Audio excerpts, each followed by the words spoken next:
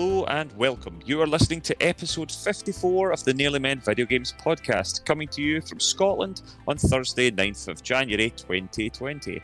I am Colin Little, and joining me today is Paul Kaczynski. Buongiorno. And Gary Hogg-Simmons. Hi.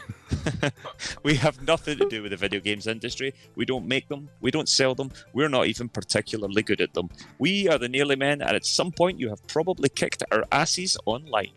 I thought we said no accents, Paul. I sensed a wee bit of disdain in your voice there. Unbelievable. How we all doing, boys? Good. Full disclosure, we are not in the same room again. We are not. I cannot smell your scent. You cannot.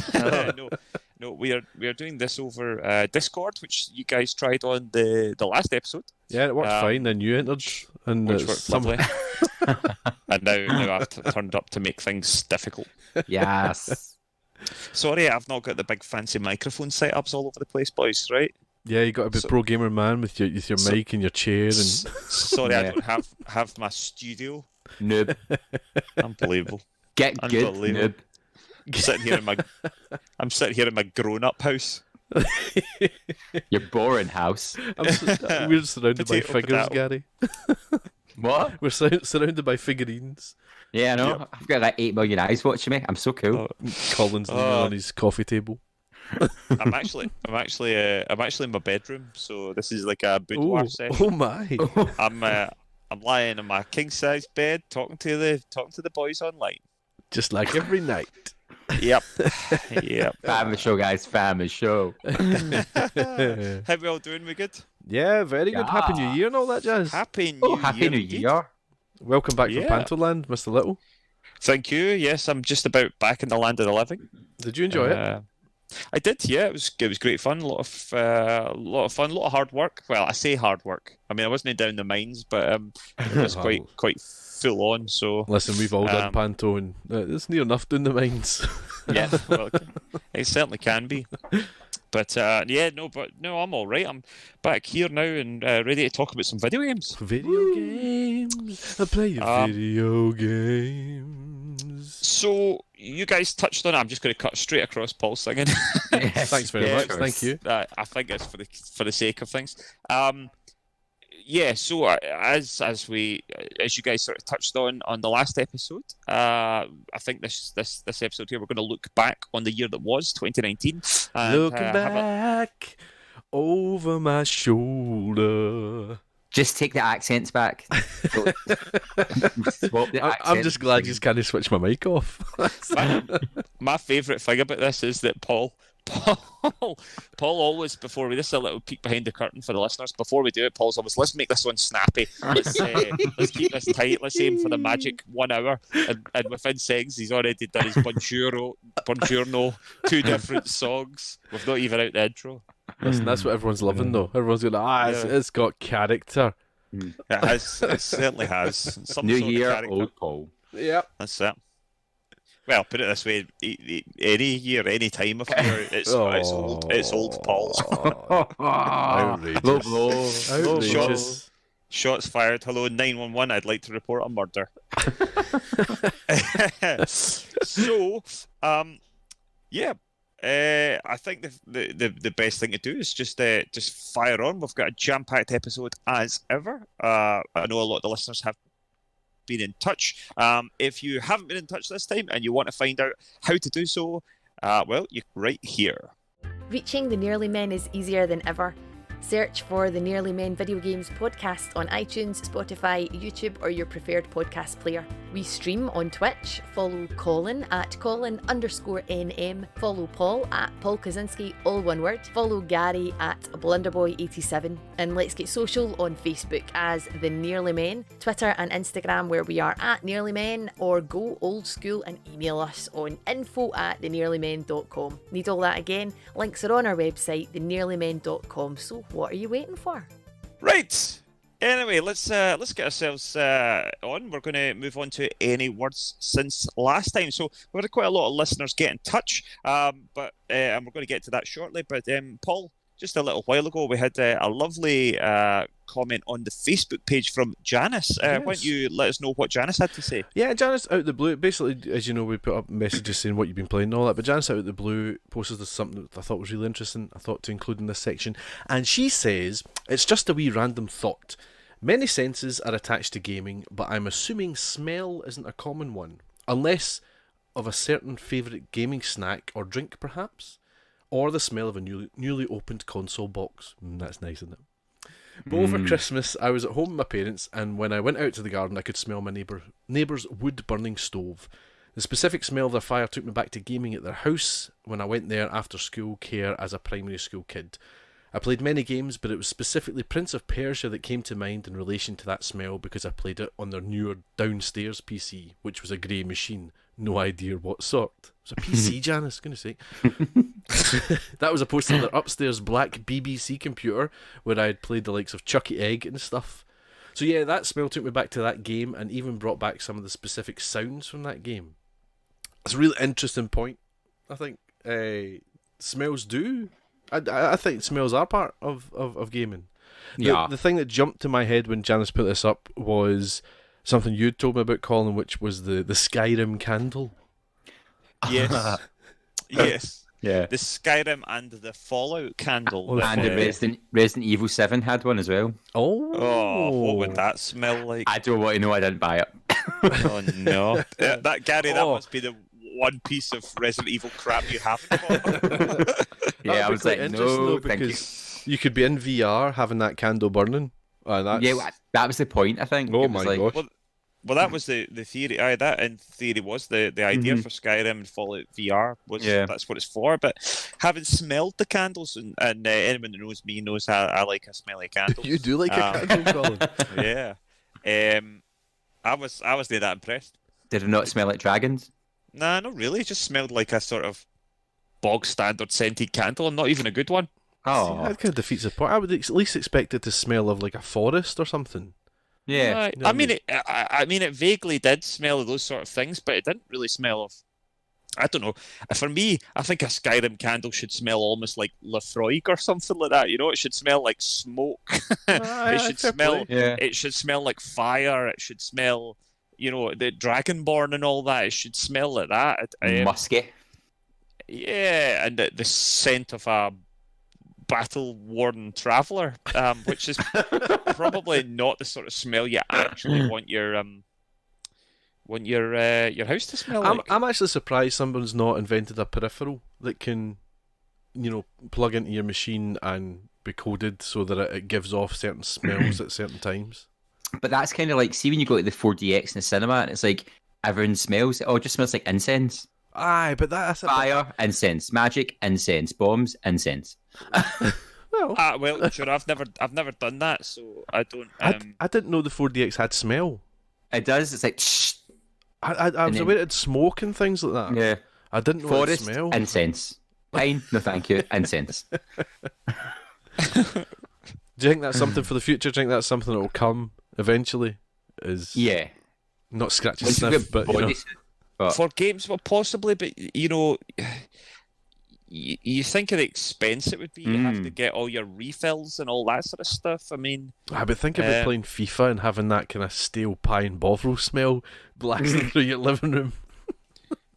You could just go to Yeah. a vape shop and buy a bunch of cartridges and be like, this is what this smells like. Well, yeah. yeah, I don't know. I would much rather that they managed to get, say, VR working wirelessly before they start adding stuff like that. Hey man, wireless VR works. It exists now, my man. Yeah. Well, exactly. But then the next thing you're going to do is add some sort of like Airwick plug-in canister thing. I mean, I think it's quite far down the priority list, to be honest. Janice's question herself is it is quite a good question. It's quite an interesting one. I mean, to be honest, I grew up playing like all-night 4-player split-screen GoldenEye parties. Gosh, you had the smell already then. Yeah. The sort of smells that those memories. That's not a good smell. Isn't necessarily pleasant ones. Oh no.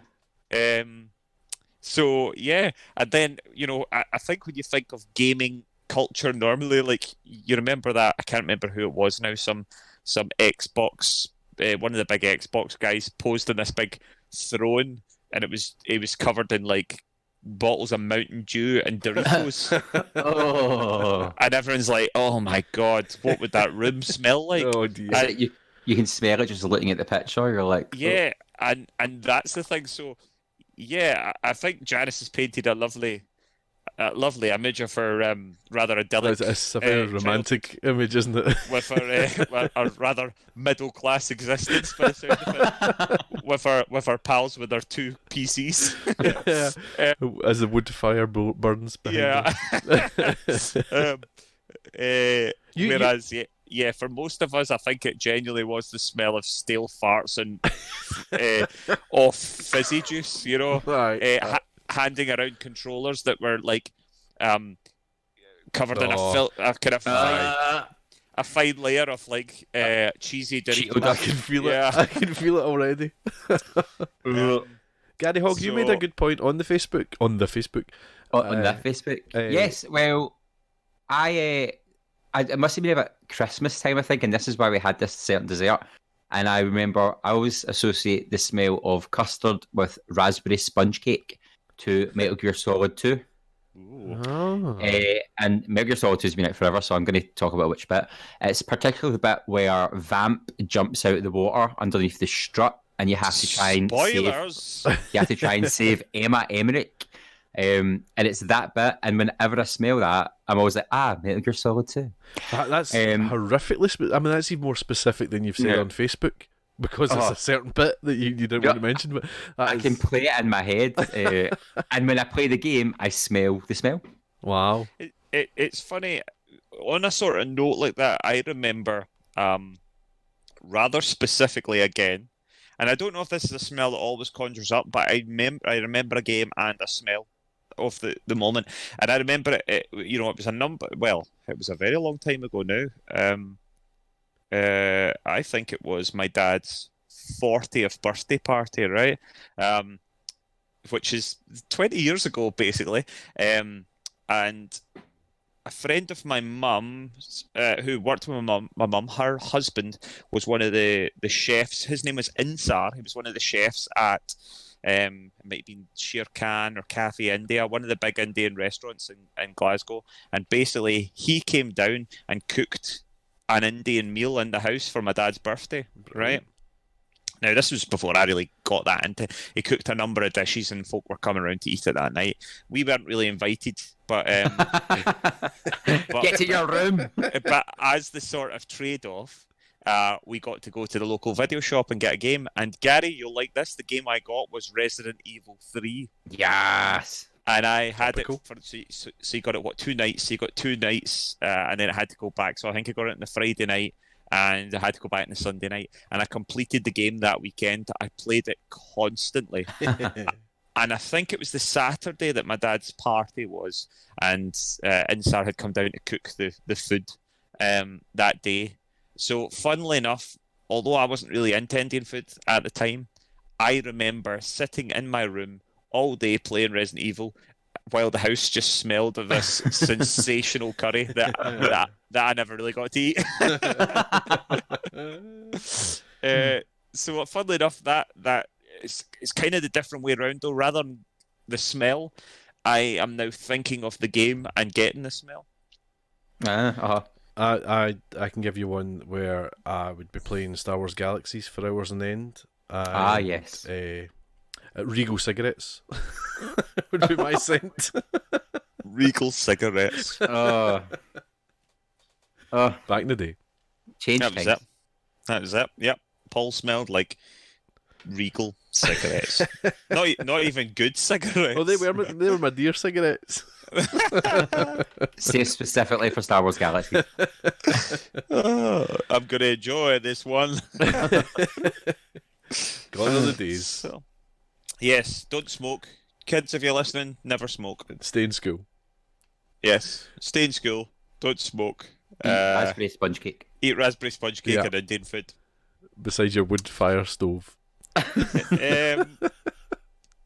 Yeah, so, yeah, an interesting little thing, actually. That was good, I mean, I know that point of a newly opened console box. It's not something I necessarily know, but I can think of the smell of like the polystyrene and the No, it's even possible. It's this really weird. It's such like a good an egg, smell. it's like an egg I love box. I love it when you buy 4 games at the same time. Just open them one at a time. You get a rush of video game. This is this sort of like plasticky, sort of like, almost clinical. yeah, almost like vacuum packed air. Oh, Yeah. so good. Foreign air. I mean, the danger is Get that in a candle scent. the danger is that one day it's full of SARS or something like Yeah. that. But yeah, in your head, Anthrax. anthrax, we're finished. Don't be daft. Our games would never betray us that way. But well, you never know. But yeah, interesting discussion. So hopefully, listeners out there, this will have conjured up some thoughts for them, and possibly they can let us know what they're what they're thinking of. I want to know what people smell. I do. I genuinely do. That's a great idea. I want people to write in with what the smells relate to video games. I mean, I'd be fascinated. yeah, I've already done the fart jokes, so you can sort of, unless you've got an interesting take on a fart joke, then maybe just but other sense we could be interested in. Yeah, and I bet you there's hundreds. We'd love to hear from you. Find us on Facebook as The Nearly Men, Twitter and Instagram, where we are @NearlyMen, or email info@thenearlymen.com. Oh yeah. I'm only kidding. Send us fart jokes as well. I think what we'll do is we're going to move on. We'll find out a wee bit about our freebies for the month before we get on to hearing what the listeners have been playing. For the month of January, from the 1st of January to the 15th, for the month of January, first of all, you can get Styx, Shards of Darkness. It's a stealth game. That's the one where you play a little kind of goblin guy, yeah? Goblin, aye. Yeah. This is one of the sequels. Is this the second sequel, or is this a third one? No, I think it's the second. I think there's only been 2. Yeah, so I think... 2 sequels? Or is this a second game? No, 2 games. Right, 2 games, aye. So I think, both of these, I believe, have already been on PlayStation Plus.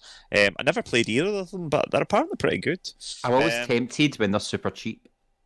Yeah, well, Gary, I think have a wee look through your library,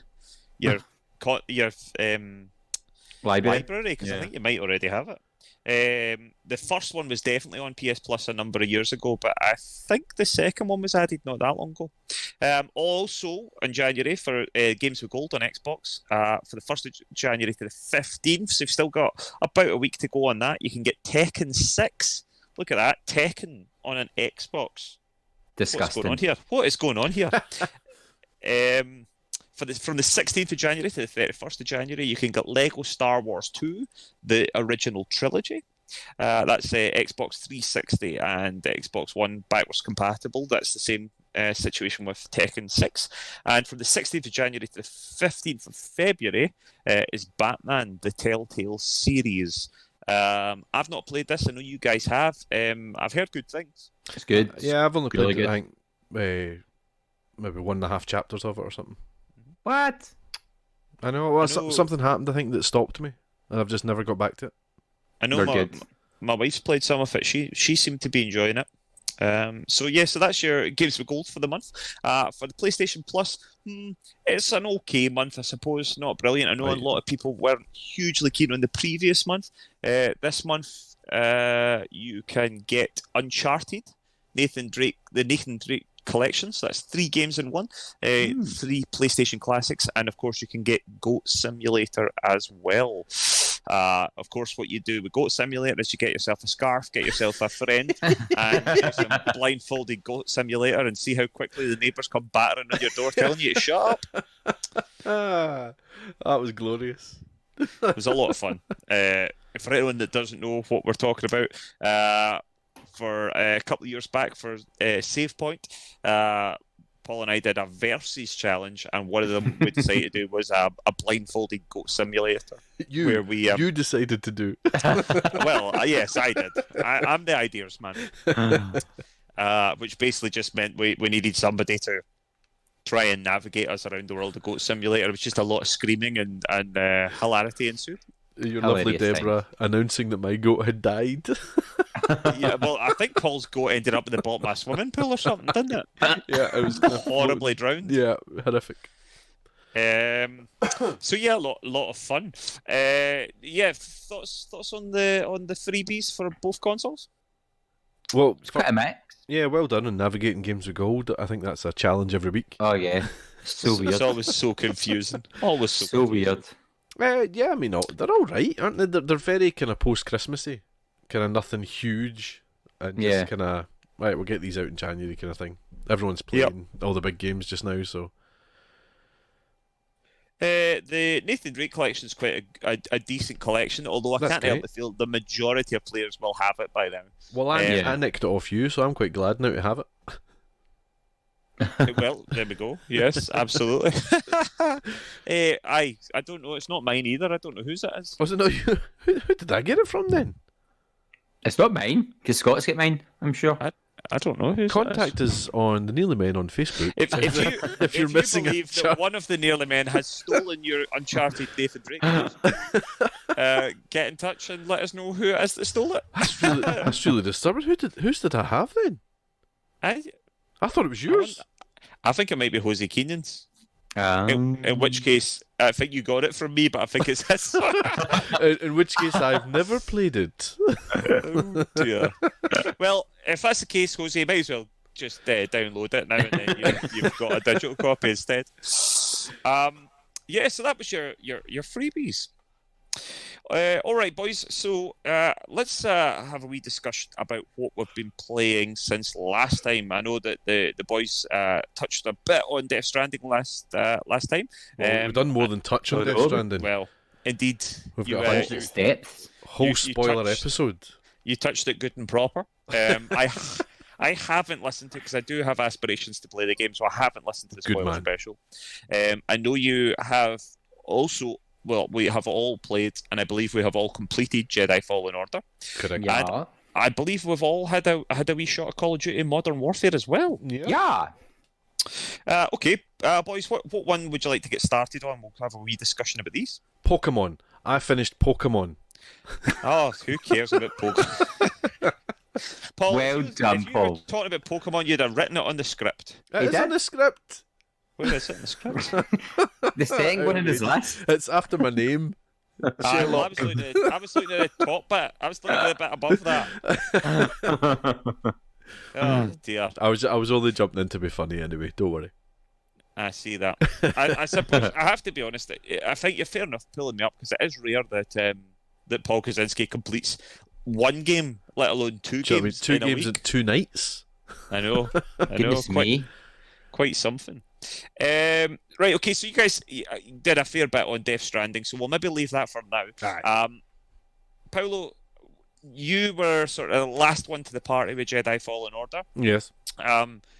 Gary and I have given more of our thoughts on it. What are your thoughts on the game? I liked it. I didn't encounter as many issues as you had been talking about, and I don't know if that's due to the update, because I'll never know because I didn't play much of it before the updates. So it didn't feel particularly janky or anything like that to me. In fact, my only issue with it, I think, is the ludicrous. Well, two things: the ludicrous draw times. Insanely ludicrous. I was talking to you about it on WhatsApp, to the point where I would run into a room and I could get to the other end of this big room before it could draw the 2 baddies that were at the door that I came in. Yeah. So they would spawn behind me, and it happens so much, and that's on PS4 Pro as well. So See, I never could had get an that with issue. Yeah. Really? I never had that. No, on my PS4 Pro, I didn't have that issue. See, when I got to Dathomir, it went mental because it was taking ages to draw landscapes as well. Oh, really? And baddies would come in sliding in and things like that, just holding their thing kind of on ice.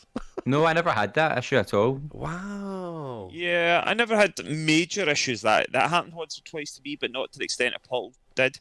I had consistently before on day one, right the way through, there's been major problems with pop-in, with badly loaded textures, all that sort of stuff. However, what Paul's talking about seems to possibly be something that's happened subsequently on updates.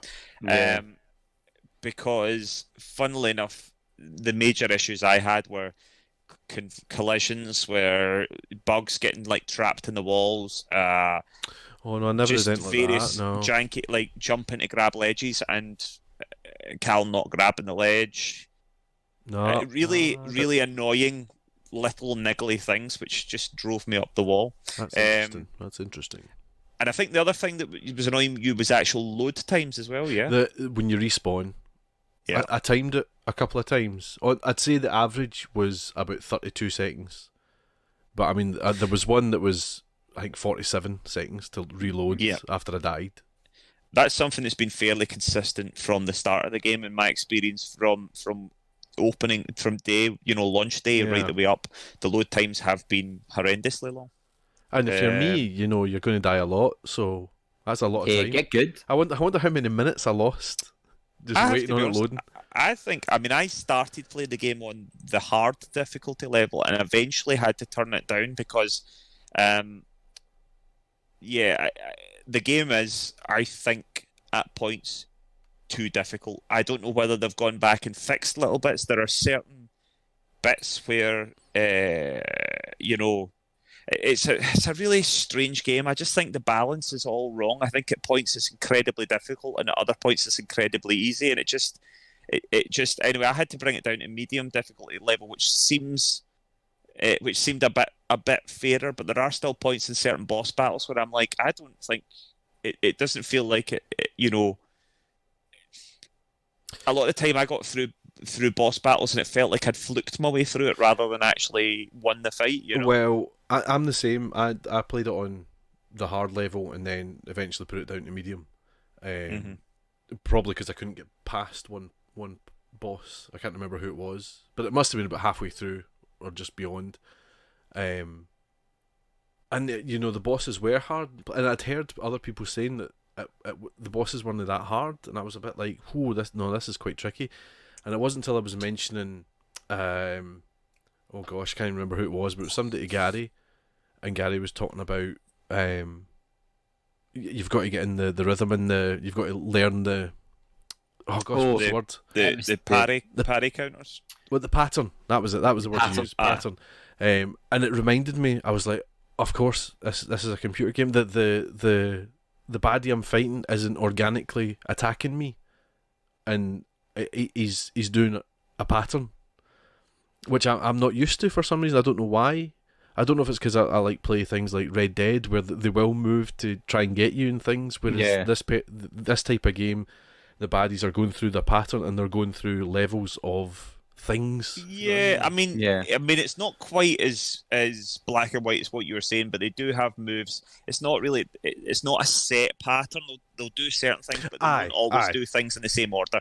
They've got 3 tricks that they'll do for the first third of their health bar, and then they'll add another one in and things like that. But the difference is that I am used to playing games like that. I've played all the Souls games. The majority of Souls games I've played Bloodborne, I played Sekiro. This is one of my major issues with the game. I just don't feel it's quite achieved what it set out to. The issue with the game is, my overwhelming feeling with the game is, broadly I enjoyed it. I certainly enjoyed the last few hours of the game. The last few hours I spent with the game, I was actually like, why couldn't the whole game have been like this? Yeah. I really started to enjoy it. I like the story. I really like the story. I like Cal Kestis. I like Grease. I like a whole load of the characters. However, that's about it for me on the things that I really like about the game. I feel that the game is very dated. I feel like it's got very few, if any, original ideas. It's basically copied just about everything from other games. Mm-hmm. And as I said before, in every single one of those games that it's copied something from, I think that the game it copied from did it better. Yeah. If we talk very basically, the platforming stuff's very Uncharted. Yeah. Uncharted does it better. The sort of Tomb stuff, which actually I don't really like very much, it's very Tomb Raider. and very specifically the kind of remakes of Tomb Raider, Definitive Edition and all that, they do it better. The fighting is very sort of Souls and actually very Sekiro. So much so that the way that as long as you've achieved as long as you've achieved those upgrade points, you don't lose the points. Right. That's been straight away taken out of Sekiro, which, funnily enough, I had forgotten about, and actually thought, well, at least they did something slightly different on Souls.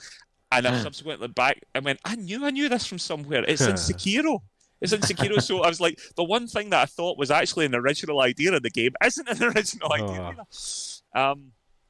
Which is really disappointing. But I talked on this in the last episode, and I do have hope that the next one will be good. But I have to say, and this is a minor spoiler, they have to get that sliding stuff, just fling it out the bin. I hate it. I don't think that's a spoiler.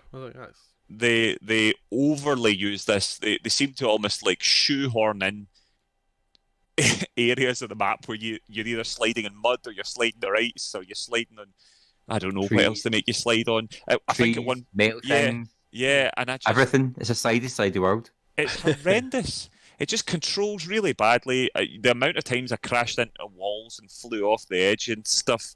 I remember you would get a nice fight and you'd be like, oh, this is amazing. And then the next minute you'd have to do like 2 minutes of sliding. And I was like, oh, here we go again. Which is really disappointing. I'll probably touch on this later on, but Jedi Fallen Order was probably the one game I was really looking forward to this year. And although I kind of broadly enjoyed it, the second I completed that game, I deleted it, and I had a look at the trophy list to have a think about whether or not I could get some more trophies, and I literally looked at it and went, I can't be bothered, and I deleted the game. That's telling. So yeah, Gary, what were your thoughts on it? You've kind of covered everything. There was lots of nice bits. The story was really nice. Mm-hmm. The locations were really nice. The twists in the story were fun. But yeah, just everything. It's like anything you can do, I can do better. And you're like, no, you can't. Sit down. And yeah, just everything ended in a sliding match. And I said that when I was talking to Paul, there's a really cool bit when you're coming down from the trees. That's no spoiler. You've got a really cool escapey bit, but you're sliding, and then my guy just glitched through the floor and killed me, so it took me back to the start, and it kind of lost that, oh, this is amazing bit. I was like, oh, here we go, doing that bit again. I'm like, for sections like that, I mean, that could have been an escape in a speeder bike, or it could be an escape. I was a bit like, great, give us a bit more. It's almost like they started really strong and they ended really strong in the middle. They went, we don't know what we're doing. Yeah. Do you know, that just conjured up another thing. There was a really kind of spectacular bit, a big spectacular escape where you're sort of, very loose spoilers here, but you're sort of involved with a big creature and you're having to, you're kind of traveling through vast sections of the world at once, and it's incredibly cinematic, and it feels very much like a big sort of Uncharted moment, but you had to free fall onto something and land on it, and and the amount of times I missed it, and it just killed the whole scope of it, because, and I was a bit like, this should be a sort of thing where you should just almost like an Uncharted thing, where that sort of thing should feel on the rails, so as that it keeps the cinematic moment, it keeps the blood pumping, it keeps it exciting, rather than having to stop to try and land on what felt like the head of a pin. Yeah. It just seems really poor Bizarre design choices at points. It just seems like the sort of thing where I'm like, and it's such a shame, because there's so many lovely bits in the game. Swinging a lightsaber looks and sounds and feels amazing. The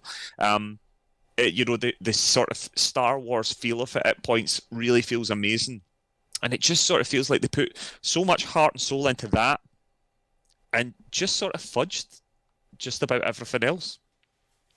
And it's a real shame, because I mean, I'm telling you, if they had just managed to, if they just put a bit more effort in, and well, I say that, I'm sure they put lots of effort in, but you know what I mean, if they just taken the time to really finesse this and actually I think being a bit more bold in some of their decisions, kind of gameplay wise, rather than just sort of relying on. I think this could have easily been a sort of hands down game of the year for me. I wanted it to be my game of the year, and as it stands, it's absolutely nowhere near.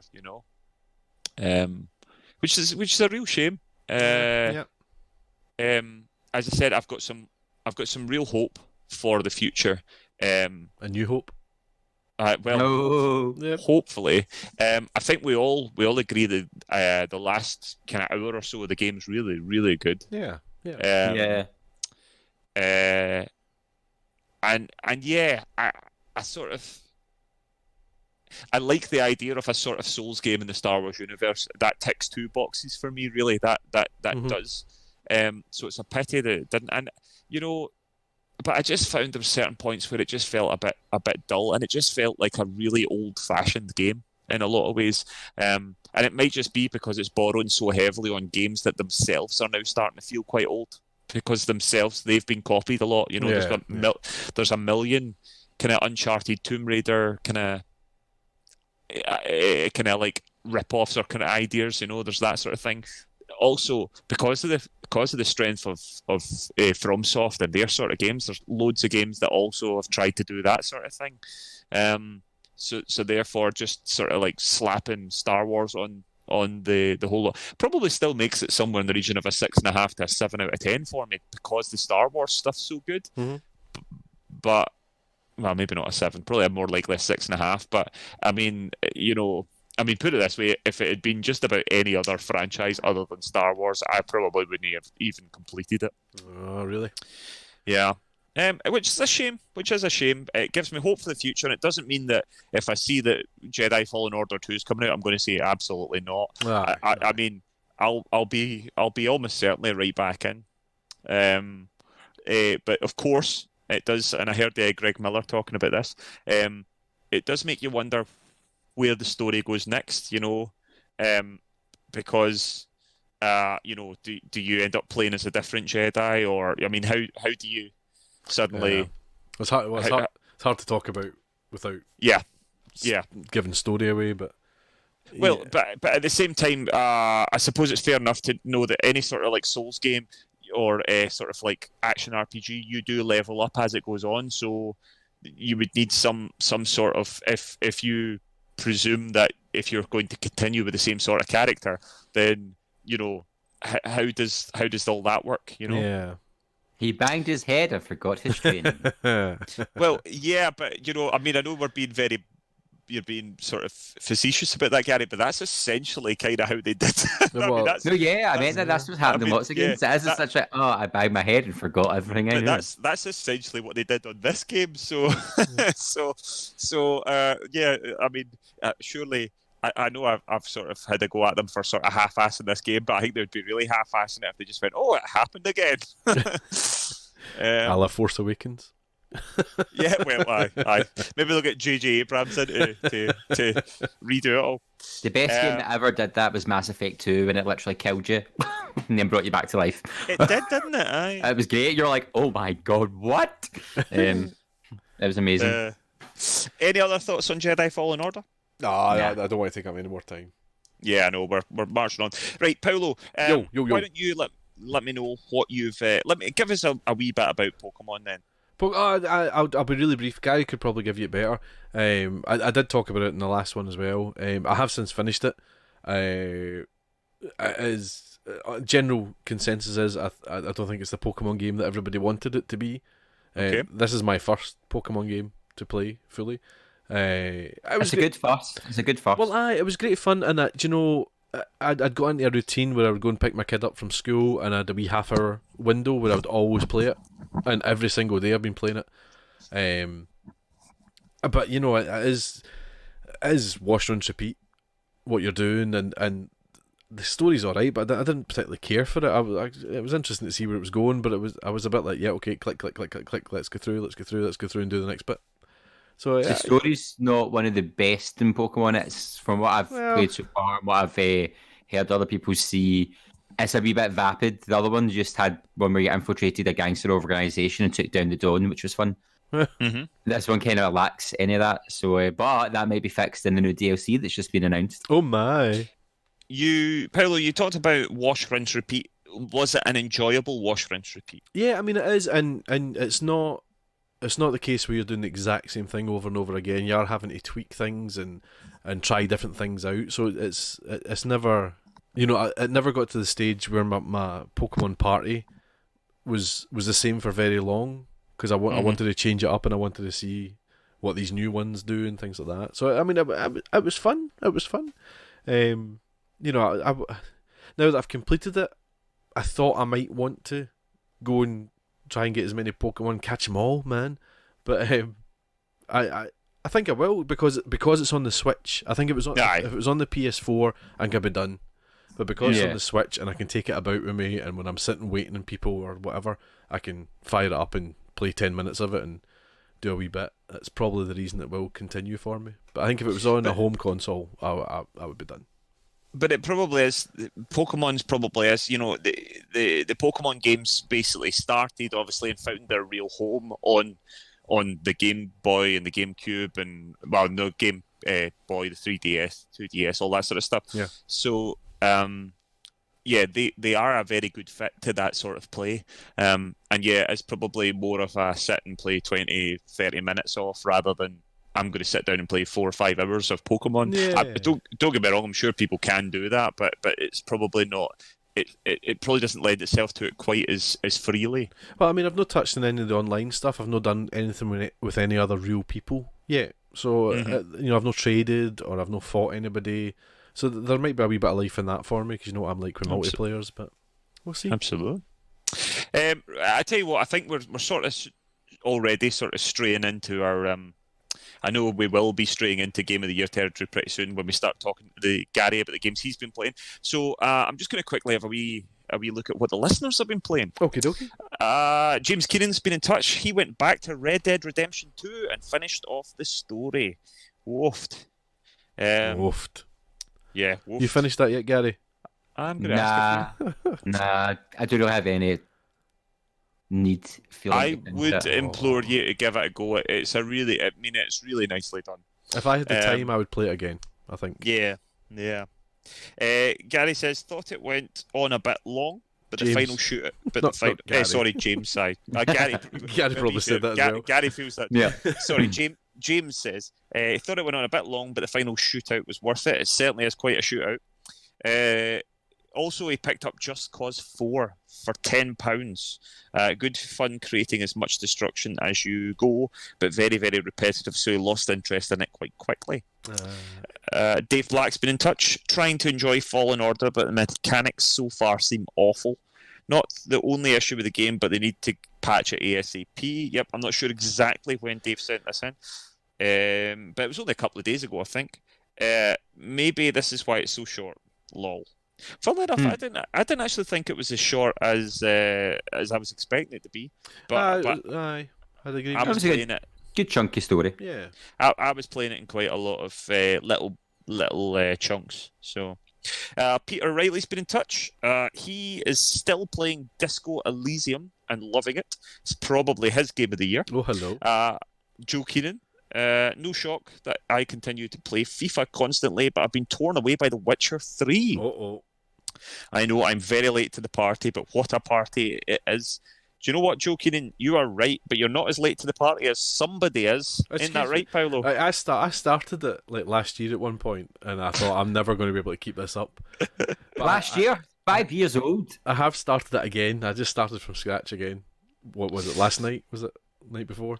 Yeah, last night I think it was. So I'm not even past the tutorial, I don't think. But I have to say I am getting an overwhelming urge to start the whole game over again. I would guarantee you I would not have installed it again had I not just watched The Witcher. Oh, it's Henry Cavill's fault. It's all his fault. It's Henry Cavill's fault. So that's what the listeners have been playing. Right. I think we can put this off no longer, boys. It is, of course, the end of 2019. It has been gone. We are now in the year 2020. And it's time to have a quick... I know, tell me about it. The roaring 20s. I know. Well, to be fair, we are sitting here basically in the very real threat of World War III happening, so I suppose happy days. we might as I said well... a plague, not World War III. Well, I mean, it's pretty much just as bad. So yeah, let's get this started. So I think what we'll do is we're going to do we'll do a wee general discussion. We'll have some honourable mentions, and then we're going to go 3, 2, and 1. We'll work our way around there. So, I have to say, to get us off in a bit of a downer, I am not convinced that 2019 will be remembered as a particularly great year for video games.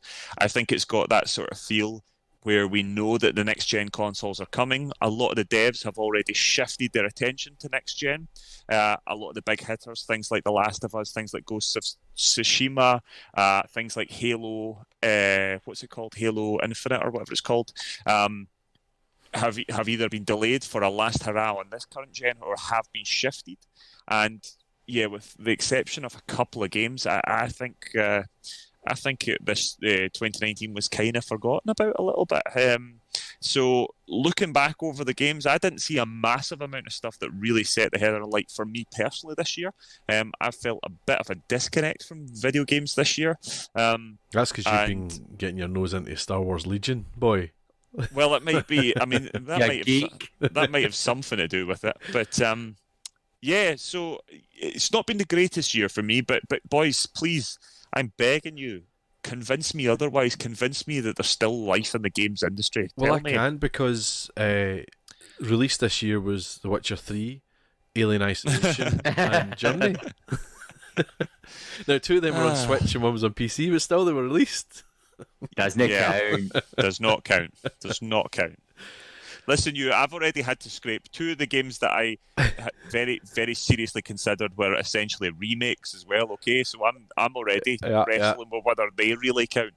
I think they do. I think those specific ones do. I wouldn't be considering The Witcher 3 on Switch as although it's probably still the best game of the year. Well, there you go. Yeah, what ones are jumping out at you? So not your top 3, but your notable mentions. Where do they rank? Well, can I throw the honourable mentions to Gary right now, because I've got a wee list that are not in my honourable mentions, but I feel should be mentioned. Okay, if that makes sense. Of course. So you want me doing my list? Let's have your honourable mentions. What cool games kind of almost made your ones you've enjoyed but didn't quite make it? What I'm going to do first is, I think 2019 was a memorable year for video games. Ooh, okay. Fight. And I'm just going to read out all the games I bought and played this year. And then from that, I would say my honourable mentions. That's Gary rubbing his salary into us. I know, this is Gary just showing off how much money he's got, basically, and how undiscerning he is of a video game buyer. So from January to the end of the year, so it's in chronological order pretty much. Oh my. So started the year with and this isn't all of them, there's like 200 odds, it's only 10%. But we had you didn't buy 200 games though. No, I only bought 10% of the games, so I only bought 21 games that are out fresh this year. There's others wonderfully restrained of you. There was I bought about another 40 that were released years ago. So, but this year we had Resident Evil 2, we had Kingdom Hearts 3, we had Devil May Cry 5, we had Sekiro, we got Outward, we got Yoshi's Crafted World, we got Days Gone, World War Z, A Plague Tale: Innocence, Marvel Ultimate Alliance 3, Blair Witch, Man of Medan, Disco Elysium, Call of Duty, Medieval Remastered, Outer Worlds, Luigi's Mansion 3, Death Stranding, Star Wars Jedi Fallen Order, Shenmue 3, and Pokemon Sword and Shield. So for that, there is quite a lot of big hitting games there, and there's also a lot of revival games, which is why I think it'll be a good year for people. Lots of sequels to long-established series, and lots of sequels that haven't been out for years, like Ultimate Alliance 3, Shenmue 3 and stuff. So I think depending on the genre of game you like, it will be a memorable year for some. I mean, I don't deny that there certainly was plenty of games. I mean, things like Greedfall also came out this year. But my issue is, Shenmue 3 was a long-awaited game. It was what made a fortune on Kickstarter when it was first announced. People were waiting on that. Of course, people were waiting on Death Stranding. Unfortunately, I don't have a Switch, so I haven't been able to play Luigi's Mansion, which is apparently brilliant. I reckon Yoshi's Crafted World is very good as well. There was certainly still plenty of games released. Yeah, nothing. I mean, I just compare it to the year before, when we had things like God of War, when we had Red Dead Redemption, when we had I'm trying to think what else came out that year. Spider-Man. But that's the thing. That's the thing with 2018. Game of the Year was either going to be God of War or Red Dead Redemption. Whereas this year, I think there's 5 or 6 which could potentially be the Game of the Year. Control. I miss Control. Which doesn't mean that they're brilliant games. It's the 5 or 6 brilliant games, but on a par, they're good enough. If you know what I mean, they're all good enough to be Game of the Year. Well, either that or spread out a bit more, or the competition just wasn't that high this year. Yeah, you're right. There was a couple that all but there was less real standouts. I mean, God of War was sensational. Yeah, I'm still sitting there thinking, oh man, I thought Spider-Man, despite the fact it wasn't particularly groundbreaking, was a lot of fun. Red Dead Redemption 2 was an astonishing thing by comparison. You know, I just think compared to previous years in the decade, I think 2019 was one of the weakest. It doesn't mean there wasn't good games released, and of course, you know, there's a number of games as we'll go on to discuss this in the Game of the Year that I didn't play for whatever reason. So yeah, there probably is. There's one game in particular that I kind of wish I had played now because it might have changed my opinion on the year, possibly, but it might not. I suppose that's something we point out is we've not played all the games. No. So Gary's played some games that we haven't played. Likewise, you've played a game that we haven't played. All that kind of thing. So I'm with you. I would have liked to have played. You know, I haven't played Sekiro. I'd like to have played Sekiro before I had to have this conversation, kind of thing. Yeah. I haven't played Control, which I'd have loved to have played before having this conversation. Yeah, no, I haven't played Control. So it's a funny thing. I think this is great that we do this and talk about the Game of the Year for us. But it should be noted that we haven't played every game. So it's a group decision, if you know what I mean. Absolutely, and we are going to come up with we've got a sort of point system that will give us an aggregate for the Nearly Men's Game of the Year that we'll be discussing later on. But yeah, that's very much the case, and this is also sort of a bit of a problem of my own making as well. I just felt a bit sort of disenfranchised with video games this year. I don't know why. Just I felt a bit burnt out. I remember. At the very start of the year, I came out of Panto and I had bought Assassin's Creed Odyssey, and I thought, well, we'll give that a go. And that was your first mistake. Well, but you know what? Everyone had said it was the best Assassin's Creed. Did a lot. I had really enjoyed Assassin's Creed Origins. There's loads of people that swear that it's the best Assassin's Creed of all time. People whose opinions I trust. And I played some of it, and I thought, I can see what people are saying, but this is just not doing it for me. And unfortunately, with the exception of a couple of games, nothing really even slightly lit the fires for me at all this year. Here's a question, and it's probably one that we can't really go into at the moment, but do you think, I would say over the past year and a half or something, we've upped our Nearly Men content? I think for the past year and a half we've increased how much we do and how frequently we do things and how much more we cover. Mm-hmm. Do you think you're getting a wee bit like what's the word? Burned out? Yeah, burned out or saturized. That's not the word. What is the word? Jesus. Well, I think there was an element of that at points in the year. Saturated. That was the word. I don't think I'm feeling particularly like that at the moment. But I think there was an element of that during the year which probably led me. But I was always thinking, and that's again part of the reason why I'm so borderline vitriolic about Jedi Fallen Order, was because it was the one I was really looking forward to. It was the one that I felt was going to save me. I thought it was the one that was going to, just when I think I'm out, they're going to pull me back in. Oh. And it was your new hope. Aye, and it just sort of again. It was my new hope, and it turned out my Phantom Menace. Which ironically enough also has its best bit right at the end. So yeah, I hear what you're saying though. I hear what you're saying. To me, 2019 is a bit more stretched out, and it's not got that big two powerhouse games fighting against each other. And it's more a kind of spread like butter over bread.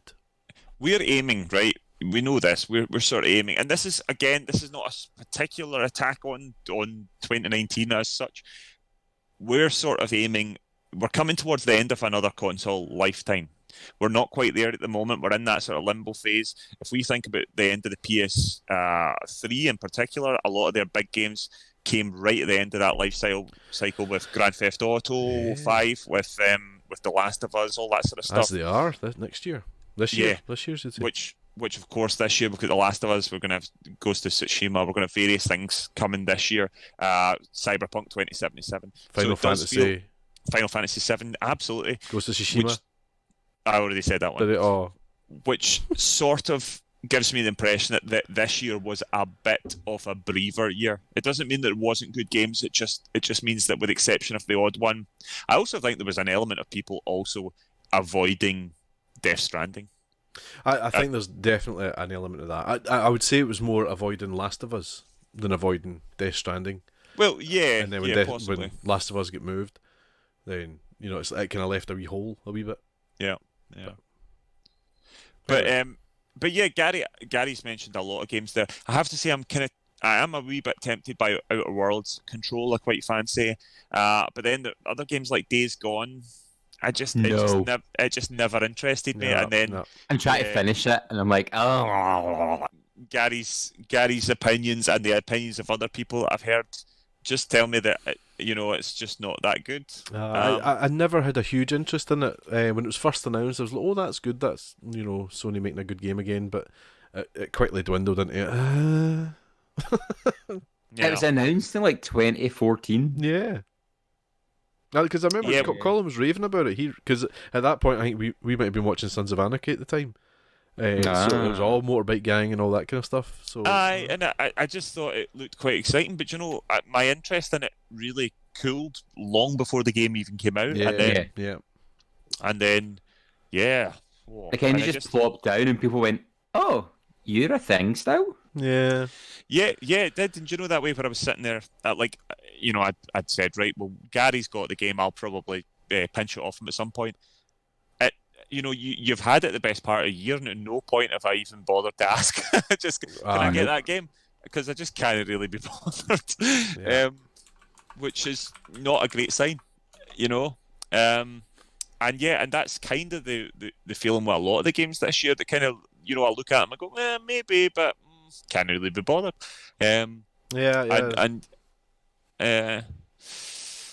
Anyway, so Gary. Notable mentions for you. Which ones on that list? So my notable mentions are Kingdom Hearts 3, Devil May Cry 5, Plague Tale: Innocence, Luigi's Mansion 3, and Pokemon Sword and Shield. Cool. They all sound. I'm not surprised to hear all them sort of in the sort of consideration. Yeah. They from what I know of all of those games, they all sound, a decent shout. Yeah, certainly nothing that I'm going, oh my god, that shouldn't be there, or that, What about yourself, Paolo? Any notable mentions? Well, just out of the ones that he's not mentioned, that are not my honourable mentions, but I feel should get a wee shout out, is World War Z for trying to be Left 4 Dead. Try to fill that hole.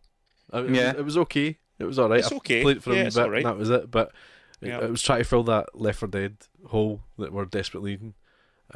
Apex Legends as well came out this year, which is a contender for Fortnite and PUBG, and it's just a bit different. But it won best multiplayer, did it, at the Game Awards? It won best something. Yeah, I think it might have been best multiplayer. So yeah, just those. But for my personal self, I do have Pokemon Sword and Shield on there as well. But as I say, it was my first game. The Outer Worlds I've got on there as my honourable mention. Again, I enjoyed it. I just don't think it was my kind of game, so I couldn't really stick with it, and it didn't feel right putting it in the top 3. I quite fancy it, I must say. I think it could be my sort of game. Well, I think it very much is my sort of game. But yeah, it's just hilarious. It just wasn't quite calling me back. It wasn't making me play it, and I think that's a personal taste rather than the game itself. Mm-hmm. Call of Duty Modern Warfare I've got on there. I've only played 4 or 5 missions of it, but it seems to be back to the Call of Duty that everybody wants, and it's fun to play. It looks beautiful, and Oh my god, I had my first multiplayer game last night. Absolutely destroyed. I think I got 2 kills and died about 50 odd times. But again, it is what it is, and it's great fun to do that. Yep. No, and on you go. No, I've got Twitch Sings in there as well, just for the sheer freebiness of it, and just I think if I had more time to play that kind of game, then I would play it a lot more. Yeah. Last one I've got on there is After Party, which is a wee indie title from Night School Studio, where you have to outdrink the devil. I was going to say that's the one with the devil. Yeah. I have started playing it. I've not got very far in it, but it's good fun. It's good humour again, and it's kind of, not the style, but the humour, the level of humour reminds me of Monkey Island and things like that. I was going to say, looking at it, it feels like LucasArts to me. Yeah. I mean, it doesn't play like that, but the tone of it is very much that kind of very self-aware. It's got a thing. similar sort of graphics style, yeah. Yeah, I suppose so. Yeah, I suppose to an extent. So that's my honourable mentions. For me, honourable mentions. Greedfall was okay. Quite enjoyed that. Never really grabbed me though. I of course reviewed it and sort of thought I was going to go back into it, but just never really got back round to it. But it was okay. Medieval. I thought Medieval was really good. Really good. Yeah, I've not played that. No. I enjoyed it a lot. Never played the original game. And actually, it probably was. There was a period, sort of October, November time, where it was kind of just what the doctor ordered. Yeah. And I was sort of having fun playing that. I'll almost certainly go back to that. I'm kind of halfway through it and enjoying it. But it didn't quite make my game of the year. But it would probably be number 4. Be number 4. Okay. Modern Warfare. It's all right. I've not played any of the multiplayer stuff. Yeah, we need to go in there and get killed, man. We need to go in there and get brutalized. I know, I definitely do. I basically the sort of time that came out, I had some very sad news in my family, and basically just went out to buy. I said to my wife, I'm going to buy a game. I just need something to take my mind off things, and bought Modern Warfare. And yeah, do you know what? It served its purpose. I think I've got one mission left to do. The story's quite good. It is quite controversial at points, but it's typical Call good. of Duty, though, isn't it? It's just right on the tone of Call of Duty. And hands up to them as well for going cross-platform. Woo! Come on. Yeah, absolutely. So, quite enjoyed that. That was okay. And aside from that, I can't really think. I suppose the other notable mentions are I just went and purchased a bunch of the Destiny expansions. I got what's it called, Forsaken, which I'm not sure if it did come out this year, but Shadowkeep did. I've played a wee bit of that. I jokingly fell down the D hole, as I was calling it. Playing that sounds Destiny. all wrong. It does sound all wrong, doesn't it? I really liked Destiny 2. I sort of fell away with it because it does sort of live and die on playing it with people, I think. And unfortunately, we just didn't get an awful lot of games together. I've installed it, man. I've installed it. Yeah, so I think we're going to give it a go again. Free to play now, people. Stuff seems pretty good. Yeah, I'd like to go back to running strikes and all that sort of stuff. So we should definitely give that a go. Nice. And the other one, which I haven't had a chance to play yet. Battlefield 5, their latest update, it's added all the Pacific stuff in it, and it looks excellent, so I'm definitely going to get back into that. But I'm aware that these aren't full games, these are more expansions and updates and stuff. But and I suppose a notable thing, something that I have spent a lot of time on, was the Frontier Pursuits on Red Dead Redemption Online. Certainly vastly improved. I am starting to worry now that Red Dead Online's not going to really ever properly take off. I don't know. I kind of when I remember how busy GT Online was, and it remains to be, still is, I am not convinced that Red Dead Online's ever going to quite achieve those heights. I don't think it's a GT Online type game. Me and Joe Keenan were discussing this in the car about how in The Witcher I can ride my horse everywhere and love it, but in Red Dead I fall asleep riding my horse, and it's just the fact the world in Red Dead feels dead. And I think the online people went in going, we're going to be cowboys, and went, oh no, we can't be cowboys the way we want to be cowboys. Let's go back to GTA. because then they can be real cowboys. Very possibly, yeah. Very I possibly. mean, there might It's well a be an different element of that. style of game, I think. Even though online's a different style of online. I've got hope for it. I do have hope for it. It's now starting to get a bit too busy for me to play. There's too much to do that I want Well, to that's do. it. That's part of the issue. I think it does need a bit more. I think it needs some more. It needs some more freedom. Funnily enough, it Aye. needs. I want, you need to be able to rob stores Aye, and exactly. rob I trains. want to go into a store and rob it. Is what I want to do. I want to rob a bank. It just feels still a wee bit too organised at points, and of course you don't want to go back to the bad old days where griefers were just killing folks they had nothing else to do. But at the same time, There needs to be an element of that yeah, because of absolutely. what it is. You know what I mean? Yeah, because we had a great time griefing Yeah. folk in GTA Online. Not so much fun on Red Dead. It didn't feel as much fun in Red Dead for some reason. Yeah. But I have spent a lot of time on it. I do think the Frontier Pursuits has improved things. Yeah. But I mean, nowhere near Game of the Year. Right. Well, just before you go off that, my issue with Red Dead Online is that I can go on and play it on my own and it's fine. Yeah. Whereas I want to get you, what I need to. I want it to be the point where I need to get in touch with Colin and say, Colin, can you come on because I want to go and do this, Yeah. and I can't do it on my own kind of thing. I think that's what I want. Anyway. Yeah. Right. Okay. So let's. Time's marching on. We need to get on with this. So, let's start with yourself, Gary. What's your number 3? Your number 3 game of the year. Your third best game of the year. Gary, hug. Hey, shut up, let me speak. My third place, my bronze game of the year award goes to Outer Worlds. Outer Worlds. Outer Worlds.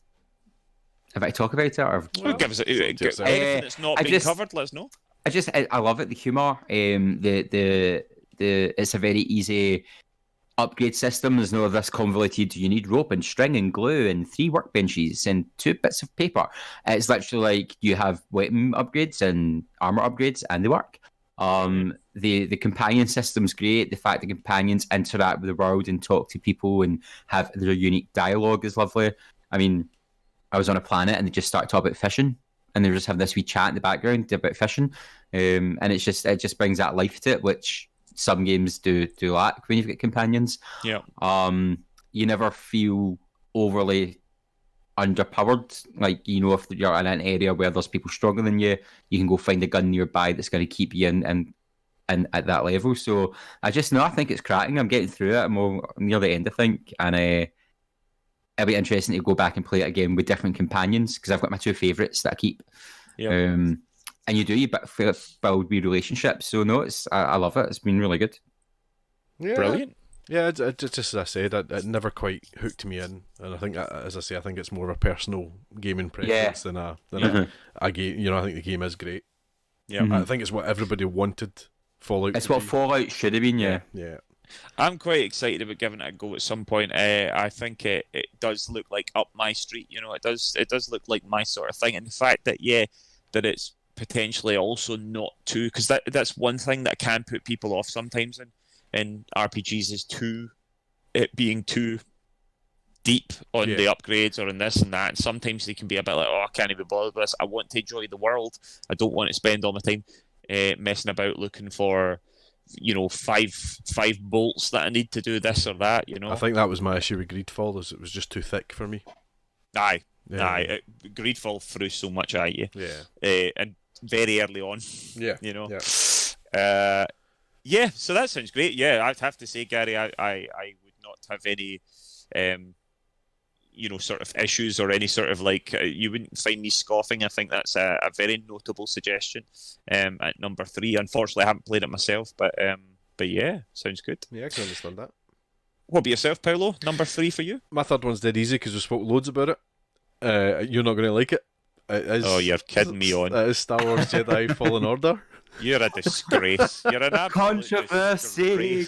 And the reason it's in there is... It's because you're a Star Wars whore. Do you know, I'm going to hold my hand up and say that the Star Wars skin is a big part of it. But it's exactly as you said. It's because it does the Star Wars bit so well. And it is really Star Wars. It's the only bit it does well. As I say, I didn't have a lot of the issues that you had. You've just told me you get into big massive rooms and then the enemies appear. That was it though. That was the only kind of issue I had with the game. The things with like sliding and grabbing ropes and all that, anything like that wasn't a problem for me at all. And it must be because of the update, because it was not an issue at all. I thought it played great. I thought the combat worked well. It's like a diet Souls, so it kind of suits me. So it's not as brutal as Souls, but it's challenging enough. In places I do agree it is a bit too tough.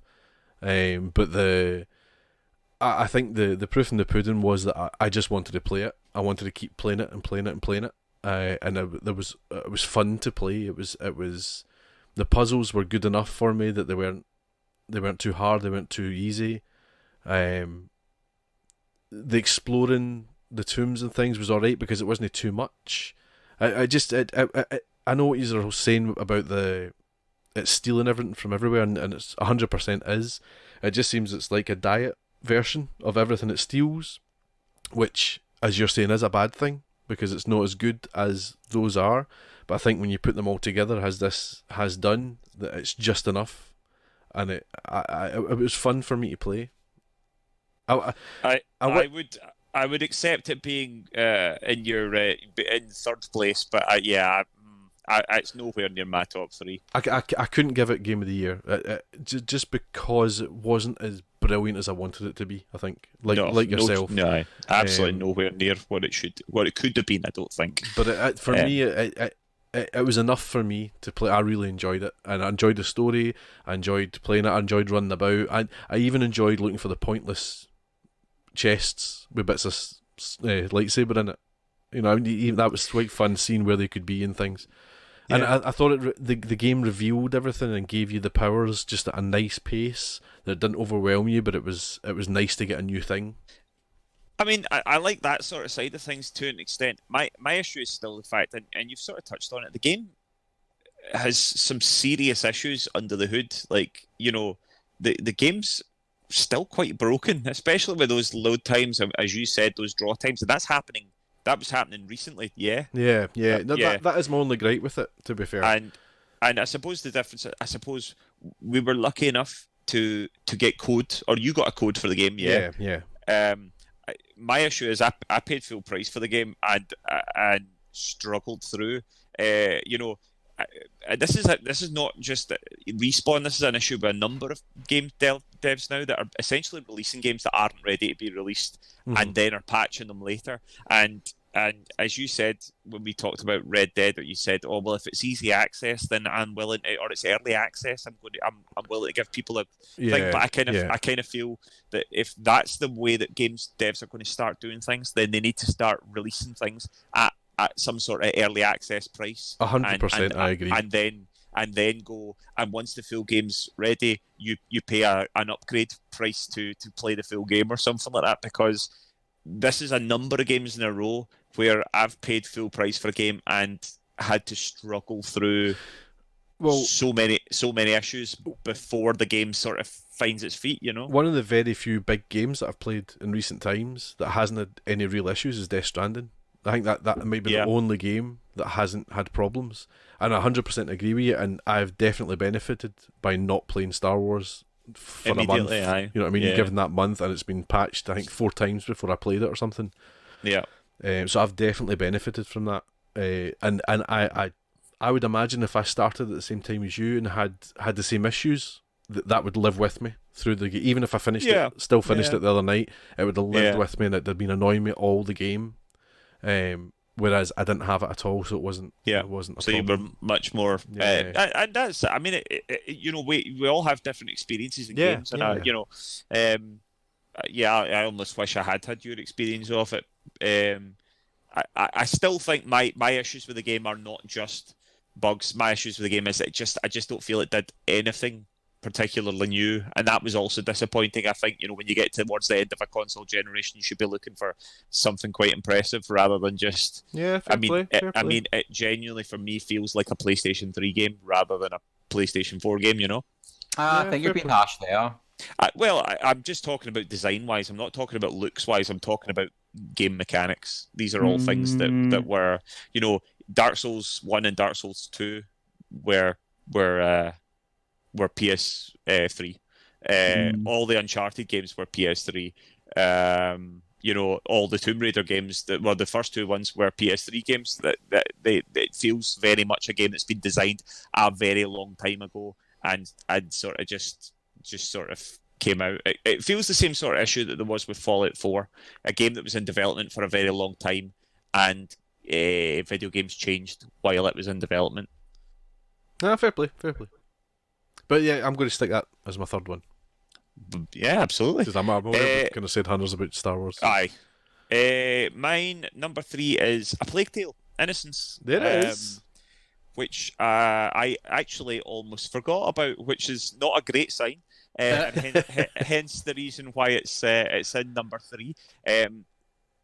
I know Gary's played this the whole way through. I actually haven't finished this game. I'm quite near the end. But wow, is it a nice, really lovely game. It's I say lovely. It's not actually that lovely a game. All about with death with the themes and all that. But, Plagues, yay! But it looks great, really well acted, really just interesting story. Yeah, I've heard it's a great story. Nice mechanics. Again, nothing necessarily hugely revolutionary. It's very much kind of creep here, throw something. When the guard goes that way, you go this way. So it's not exactly anything revolutionary. But yeah, a really nice game with a really interesting setting as well. And actually, generally a game where you're actually encouraged not to fight. There's not a lot of fighting. It's more a sort of run and hide sort of game. Is it a real world thing, or is there like magic and things in it, or is it just completely grounded? You're not allowed to answer that. No, really. Okay. No, it's got a feel of the real world, but there's sort of magical sort of feel to it as well. It's not quite Blood and Sorcerer's real. Yeah. It's not Kingdom Come Deliverance. It's possibly slightly more Greedfall, but not quite as full on Greedfall. Okay. It's got that sort of feel, but yeah, really, really nice, beautiful music, wonderful design, and it really does look great. Sweet music, thy Mike. and yeah, Debs and I played through a whole lot of it. I really do need to get back into it and finish it up. But yeah, really, it's a game that actually, although when looking back over the year and kind of moaning that there wasn't that many games, it was actually probably one of the bright sparks in the year for me, where I actually thought, wow, this is quite special. Nice. Gary, you're number 2. My number 2 is Death Stranding. Oh, dun, dun, dun. Remember Gary, it's Death Stranding. Oh yeah, Death Stranding. The Death Stranding. For anyone who listened last week or this week, the week before maybe, I gave it a 10 out of 10 because it just did everything you want a game to do. It tells a good story, it's enjoyable to play, it's got nice mechanics, it's challenging when it needs to be, but not punishingly challenging. It looks pretty if you're into that. And I really had to set. When I said to Paul, my top 3 was tricky because I was like, what makes a game of the year? And for me, it is that urge to go back and play it, that urge to enjoy the story, that urge to delve into the story, enjoy the mechanics, and something that's fresh but not so fresh that you're like, I don't know what I'm doing. Yeah. So I know it was a very solid second silver award for me in my game of the years. Okay. I've not played any off at all. It is a game that I do want to. It's very funny that actually, although obviously Death Stranding will not be my game of the year as such because I haven't played it, in my head, I think it is the game of 2019, if you know what I mean. When I think of 2019, the game that will come to mind, whether I played it or not, will be Death Stranding, because it was a long time coming and it was the big thing, and there was a huge chunk in the run up to the game and a huge chunk once the game came out of just people talking about it the whole time. It's a total event game. Yeah and we don't do an awful lot of spoiler specials, so when we do one, you can kind of tell it's something a wee bit special that we've sort of felt the need to go, we have to talk about this and we have to be able to freely talk about it, really interesting stuff. Okay, I assume we might be talking about that a wee bit more in a minute or two, so you do you? What's your number 2? My number 2 is Tetris 99. Wow. Yeah. What? Now, Paolo, there's a bit of a clue here. Tetris 99. I'm not convinced that qualifies. Tetris 99 is Tetris, essentially, but you're playing against 99 other people. And when you clear a line or you clear a bunch of lines or whatever, it fires blocks to a certain individual that you can either choose or send to random. And it's basically last man standing wins it. And it's so simple. I mean, Tetris is a brilliant game, as you all know. It's just a total classic through the genres, through the generations. Absolute Steam classic. So this wee spin's quite nice. But the reason that I've put it as number 2 on my game of the year is out of all the games I played, this is probably the one where I would go, right, just one more game. Right, just one more game. One more game. And I'd be there for hours. Absolute hours. You did play an awful lot of that, didn't you? Yeah, I'm still playing it. I'm still playing it now. He's playing it right now. Right now. That's why I'm not concentrating. It's just so much fun. It's so simple. It's so fun. It sounds like my idea of hell, because I feel sick in those sort of situations. As you know, I'm always like, I'm going to black out. I feel sick. Can't feel my heart. It does. It sounds like my sort of thing. I'm not convinced it would be a game of the year for me, but it does sound like something that could take up a lot of time, and I suppose therefore would potentially become. Well, again, like Gary's kind of standards there, where they want to go back to it and things like that. Yeah. Because it's such a simple game. You do one thing, you just do Tetris, but it's so addictive. And the Tetris 99 is just a great way of doing it, a great spin on it. It is interesting hearing a spin on a particular, such a well-known game as well. I kind of touched on it with Super Mario World on the mobile games. That putting a twist on these sort of like quite well-known types of games is quite something. Yeah. Yeah. So that's my second one. Great. Right, I suppose I'll be fairly brief on this because I can't help but feel that this game will be talked about in a minute by Mr. Hogg. You're very, very presumptuous, Mr. Little. Because I'm assuming he's every bit as predictable as I think he is. You know me so well. Number 2 for me was, in fact, the number 2 in the sequel, or in the sequence of Resident Evil games, but more specifically, the Resident Evil remake that came out in February, I believe, of this year. January 27th. Oh, January 27th. Near enough February. I played it in February. Actually, January 25th. Kingdom Hearts is January 27th. And I really enjoyed this game. I sort of wrestled with whether or not to put this in my thing or not, because technically it's a remake and all that, and does that, is that? But I think it's that much of a difference. I was going to say, I think it's so refreshed. It's sort of like a HD remaster. Yeah. No, it's certainly not. It was built essentially from the ground up, and I just had a lot of fun with it. I thought the mechanics were great. The idea of blasting a zombie in half and it still comes crawling at you and stuff. Just it had these moments of horror that actually I hadn't really, felt in a game for quite a while, and I just really enjoyed it. Flying my way through it. It's one of the few games that I played all the way through as Leon and then went, right, it's time. I'm going back as Claire. It's Claire, isn't it? Yeah. And straight away through. Whereas the other games that I've played, including other Resident Evil games that I've played through once, went, I'm not that bothered and hearing the other side of the story. And I pretty much went straight back in and started playing it with the other one. I think, and again, this is very much the format of the original, so some of this isn't particularly original, but just the way the story sort of interlinks and stuff, and I know there are some changes in this one, but just the mechanics of the game, the gunfire, the frights, the look of it, it was a real high point, and I suppose the fact that it came so early in the year might also be part of the reason why the rest of the year was a bit of a washout. But I really enjoyed Resident Evil 2, so it's certainly number 2 for me. Number 2. All right. I don't know if this is going to be a surprise to anyone, Gary. But Segue. What is your talking about Resident Evil 2? Gary, what is your game of the year?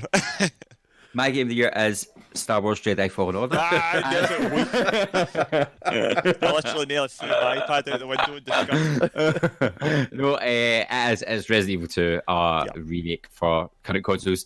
So good, I bought it 3 times. Twice for the PlayStation 4. 3 digital times. and physical copy. And if it came out in the Switch, I'd buy it again. What do you need 3 copies for? Well, I pre-ordered the digital copy and the physical copy because I wasn't sure the physical copy would arrive for day release. So I was just making sure I had them both. But you And knew then I the got digital copy would.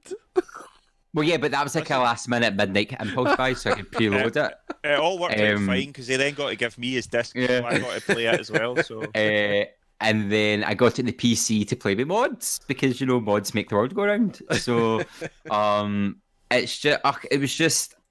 it could have been either the best game of the year for me or the worst. Yeah. And the fact that it was so well done, it took the storyline, which you knew and loved so well, it put spins in it and made something make more sense. And seeing it, and the graphics are beautiful, the gameplay is really good. And it is, like Colin says, I finished it, and I went back to play Claire's story, and then I went back to play Claire's story first and do Leon's story second, and then I think I've completed, I platinumed it, I played all the DLC, I think I've completed it, not shy of 20 times, if not a bit more, across PS4 and PC, because it's just a game I can pick up and play and enjoy and find something new every time or try something new. So, I mean, it was just, I've logged so many hours in it, and I've logged so many hours watching people play it online, speedrunning it. It's got a great community behind it, and it was just fantastic for a Resident Evil fan, but also as a game, it started the year off really well. And then when Kingdom Hearts 3 came out, you kind of went, oh, really? Because Resident Evil 2 was made in 2 years, Kingdom Hearts 3 was like a bajillion years, and you were just like, right, Square Enix, that's how you do it. That's how you're going to finish. And that's so. It's just I think from January it was probably my game of the year. And I mean, Death Stranding was really close to pushing it out. I will say that it was an unexpected push. Like Death Stranding was an unexpected hit with me because you guys know I was like, I think it's going to be mince. Well, when I heard you saying 10 out of 10 for Death Stranding, I thought, bloody hell, it might just sneak in. Just sneak in. I mean, I think it is a bit of a testament. And the thing is, Gary said that about, and not to yet again go back on the whole Jedi Fallen Order thing, but that similar sort of hype that Gary had for this game, as he said, this could either be brilliant or it could be dreadful. And that sort of is the same sort of hype that I understand that, because that's kind of the hype I had for, maybe not quite as long run, but Star Wars means a lot to me, and that's why I think that game was such a disappointment, and why I'm so pleased that Resident Evil 2 was such a high for Gary. Yeah, absolutely, Gary. A worthy winner, I would say, for yours. Not surprised, I must say, but yeah, I would agree. I think if it was anything different, everyone would have been like, "Wait, what? Hi, something's wrong in the world." For myself, now I had some minor. I was listening to the last episode. Obviously, I was working away in Panto, so I never I wasn't here, and it took a while for me to catch up on the podcast. I have to say I was foaming with rage when you guys described my next game so my game of the year you described as basically a samurai Dark Souls, Gary, which is wrong on so many levels. Okay, if anything, it's a Neo knockoff. It's a Shinobi Dark Souls. It's a Ninja Dark Souls. All right? Ninjas and samurai are very different.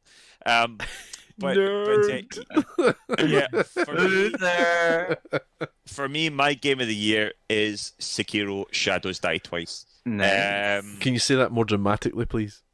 Sekiro: Shadows Die Twice. Very good. A little less. Well,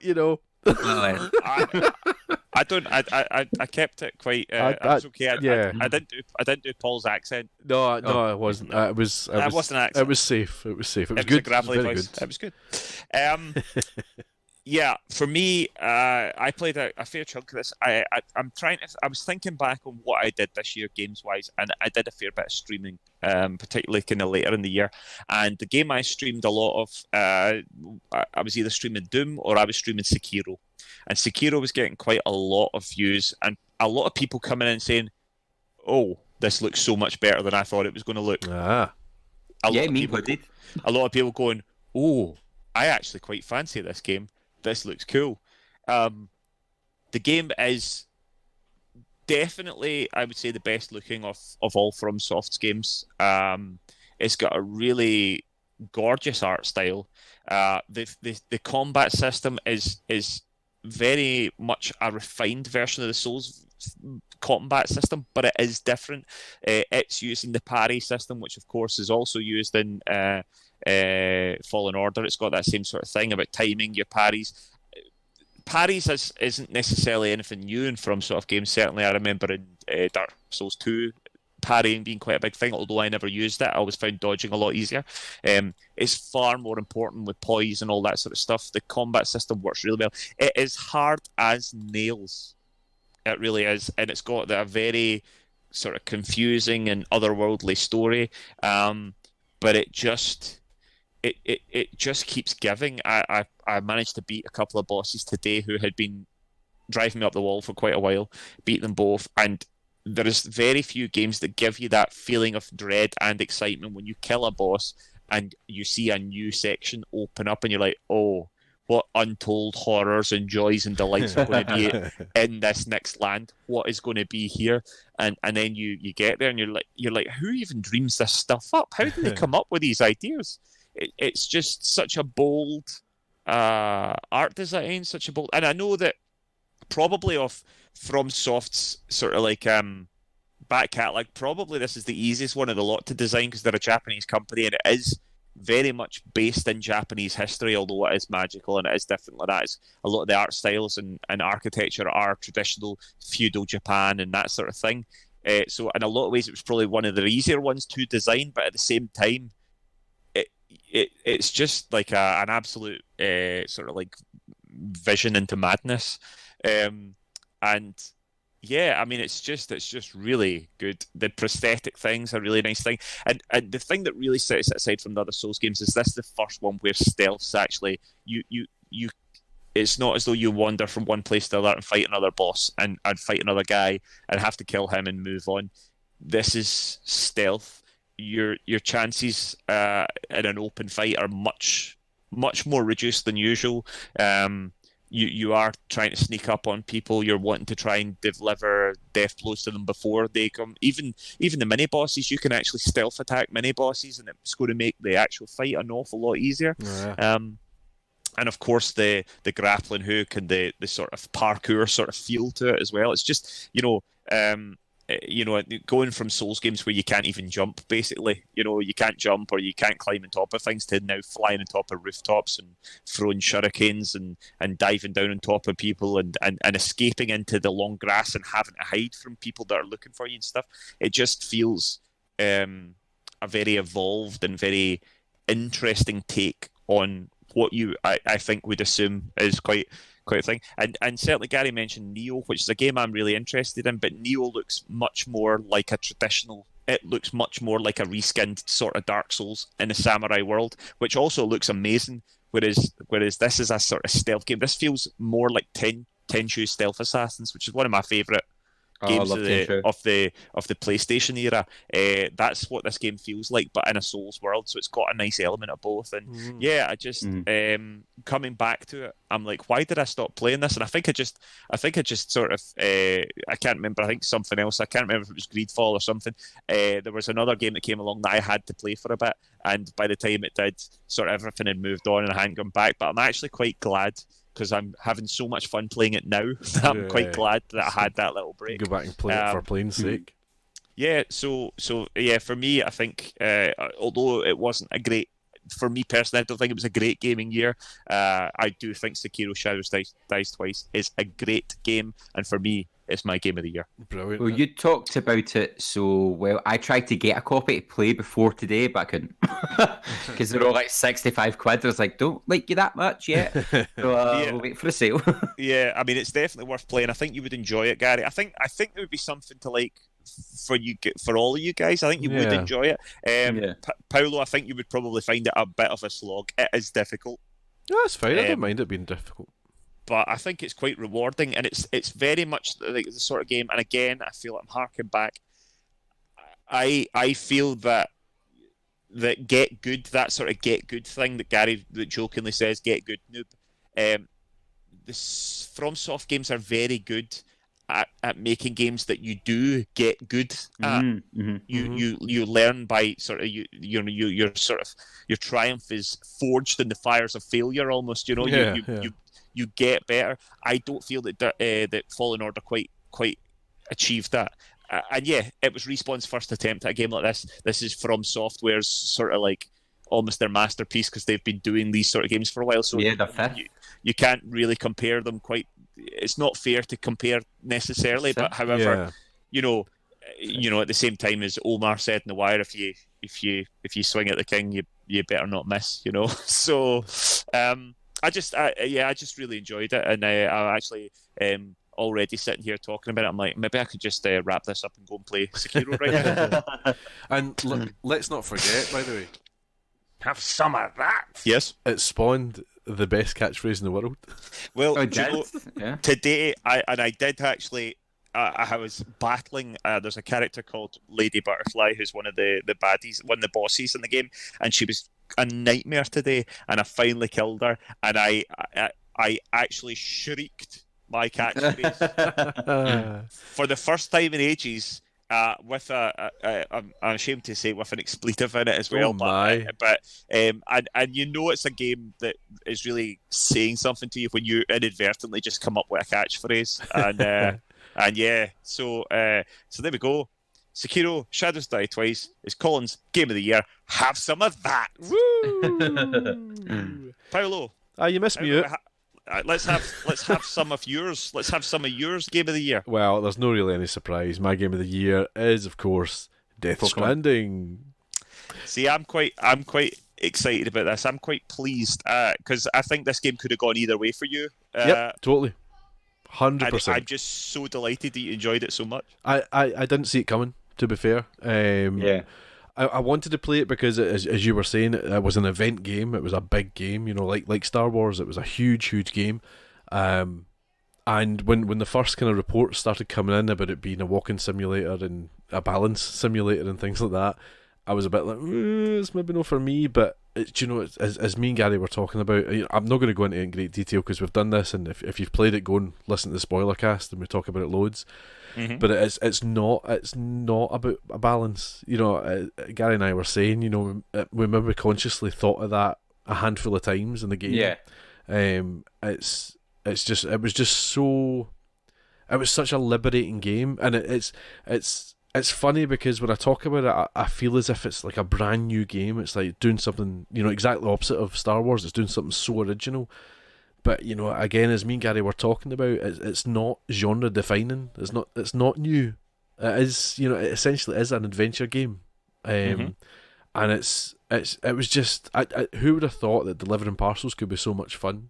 So much fun. Do you know what I mean? And it's so satisfying. Greg Miller did his Twitter review. I think I maybe said this in a previous episode or whatever, but he does Twitter reviews where you snap it to 140 characters. And his Twitter review was, do you enjoy walking up hills in the rain? And I thought that was perfect. And he says, it sounds like a bad thing, but it's not, because it's a very sensual game. I don't mean that in a naughty way. I do genuinely mean sensual. It is a very tangible game, and it's very encompassing. It gets you right in the world, and it's lovely because it's confusing, and its story is spiraling, but as Gary said in a previous episode as well, it does all come together and it ties up, and it's not as confusing as it looks, and it's just the story's really well done, and it's paced really well. The whole game's paced really well.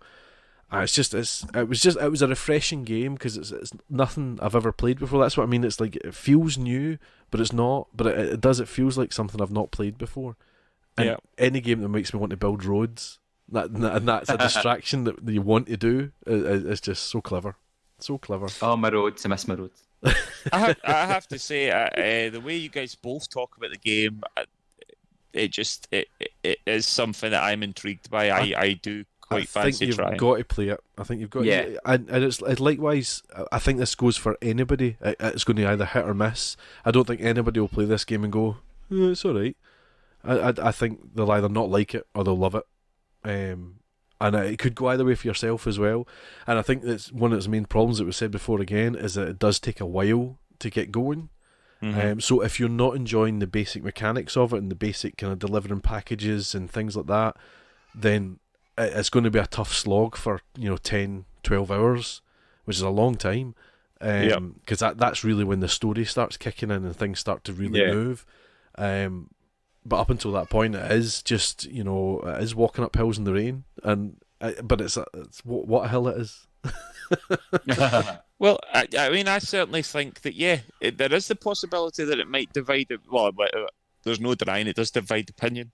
But I would much rather play something that actually has something to say or is doing something a bit different rather than just being middle of the road sort of bland. Yeah.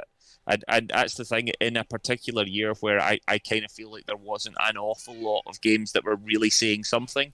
I'm quite intrigued by the sound of a game that, even though I might dislike it, it might get my attention for a little bit. 100%. And I think that's what I like about the game, is that it's 100% confident about what it is. Yeah, it's saying this is the game. Whatever the hell it is. Yeah, this is the game. This is what we're doing, and you're coming along for the ride or you're not. And it's just really strong in that, and it sticks to its story, and it sticks to its universe, its world, and it's just really strong with that. And I love it. Yeah, it's great. Brilliant. So yeah, well, Death Stranding is my game of the year. Okay, now. Nice. Paolo, I know you've got a point system, but I'm aware that it's going to struggle a wee bit. It is, yeah. There is a tie. There is a tie. There is a tie. So at the moment, the Nearly Men video games of the year are Death Stranding and Resident Evil 2. Yes.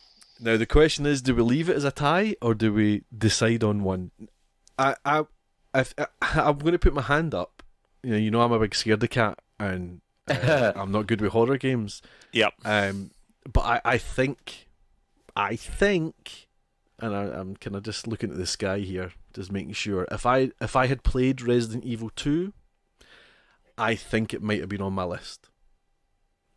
It wouldn't have been number 1 for me, but it might have been number 3. My issue is that I also think that if I had played Death Stranding, there's a good chance it would also have been on my list, which also makes things difficult.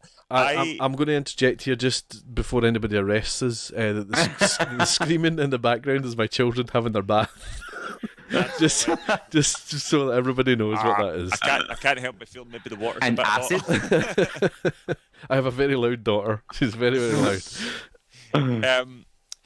Do you know, my feeling is, and this might pain you, Gary, but I kind of feel that maybe just because Resident Evil 2 is a remake, I would maybe see fit to ever so slightly nudge Death Stranding just ahead of it. But then again, I've not played the game. The fact that Gary calls it a 10 out of 10 and Paul spoke so passionately about it there gives me the impression that it might just be the one. I think that might be unfair to Resident Evil 2 though, to judge it on its remake, because I think, as you guys were saying, it's such a fresh take on it and it's so new. Well, I mean, it's fresh mechanically, certainly is, but it is still essentially the same story. Am I right, Gary? Yeah. But even the same story, But would you call a remake of a film the same? Would you judge it the same? Because it's the same story, but it's a different mechanic, essentially. What do you mean do you know, I'm trying to think of a remake of a film. RoboCop. So Yeah. if you take the original RoboCop and then the new RoboCop's just, I don't know if it is the same story actually. No, I think of it. But it's actually quite different, but it's terrible. So it's that's a do you know very what I bad mean? example. That is a bad example. I can't think of any other Lolita. So you've got the 1940s Lolita, and the Stanley Kubrick Lolita, and then the one with Jeremy Irons, which I think is all right. I've not seen it, but it's the exact same story. It's based on a book. So would you judge that? You know, it's the Oscars, and the remake of Alita is brilliant. Would you judge it because it's a remake? My one thing I would say is that I just, because I also know that Gary would also say that Resident Evil 2 is one of his favourite games of all time, which is obviously a blessing and a curse, because in this instance, because the remake's very good and he's not harking back for the original game. But part of the reason why I think, and you can tell me if I'm not, part of the reason why I think you like this one is because it still stays true to the original game at the same time. Am I right? Am I wrong? No, it changes a good amount that you go, what? Like with the lore's the same, but the locations and the plots differ slightly. So I don't know if it's... But it still feels like Resi 2, yeah? It still feels like a Resident Evil. Careful, Colin. Yeah. If you swing at the king, you don't want to miss. I mean, I don't know. I would be happy enough with either of these games. I just maybe the thing is it's a tie then, because I don't know how we can possibly decide on one. Gary is the one that's played both of them. I think Gary, though, my only thing is... Well, they're both in my top three, so that's why it makes it difficult, because I'm like, they were both... Yeah. But they're actually both... They're both in your top two. Was Death Stranding ever going to knock Resident Evil 2? When you were looking at your list, was it ever going to take it off? Did it ever have a chance against Resident Evil 2? Before I played the game, no, because I remember I was like, I think this would be good, and I loved playing it. I don't think it would have knocked it off for me though. At the moment, as you were compiling your list after playing them both, I wrote Resident Evil 2 first. So no doubt would it be Resident Evil 2? Yeah. I think that's it. And if you said to me just now, go play a game, what would you play? I'd pick Resident Evil 2 because I can play it as well. I don't need to invest 55 hours. There's that thing as well. I think there's that sort of casual gamer thing to take where I know I can dedicate 9 hours and play it 4 times.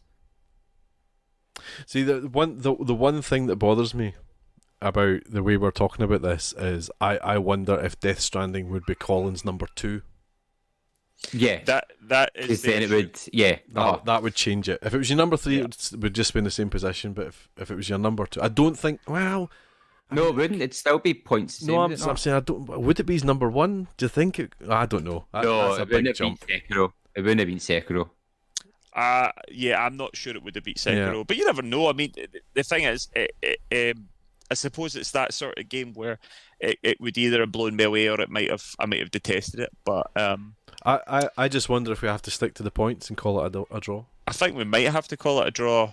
I think because everything else is pure speculation. Yeah, speculation. It's also interesting though because it's one of the first games to come out and one of the last games to come out. Yeah. I mean, I think it's brilliant that Resident Evil 2 is on this list for a remake to be this important. Yeah, absolutely. I was surprised. I mean, the Resident Evil games I like, but they're not a big franchise for me as such. It's not something that we know that they are Gary's games. He loves them.